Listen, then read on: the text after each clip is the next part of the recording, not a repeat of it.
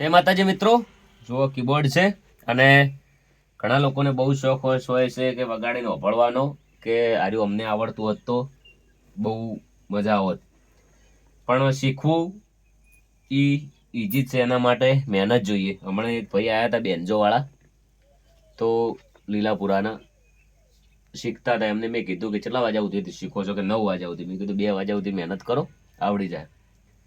તો બહુ સારું વગાડે છે. અને અત્યારે તમને કીબોર્ડની શરૂઆત શીખવાની ચોથી કરવી એ પહેલાં હું તમને શીખવાડીશ. અત્યારે જુઓ, પહેલું સારે ગામાં શીખવું પડે.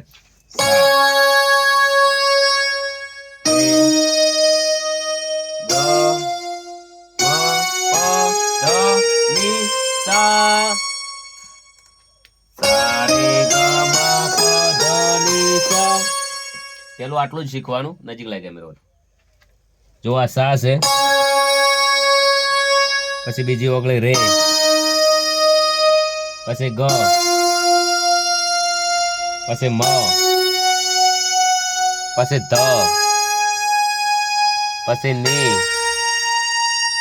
પછી ના ખોટું છે, સોરી. સા રે ગ મ પ ધ ની સા. પેલું આટલું જ શીખવાનું. પછી આટલું શીખ્યા પછી આટલું તમે શીખશો ને, એના અંદરથી તમારા જે ઓગળ્યું છે ને એ છૂટી થશે કે કેવી રીતે વગાડવી છે. ફરતી થઈ જાય કહેવાનો મતલબ. એટલે એના ઉપર પહેલો તમારો હાથ ફરતો થઈ જાય, પછી એના પછી આગળ શીખવાનું. જેમ કે આ એક એવી વસ્તુ છે કે એક દિવસમાં આવડે એવી નથી. પહેલાં તો તમે વગાડશો ને એટલે તમને બહુ કંટાળો આવે અને કે આ મનમાં એવો અનુભવ ને એવો પેલું થાય કે મને આવડશે જ નહીં એમ.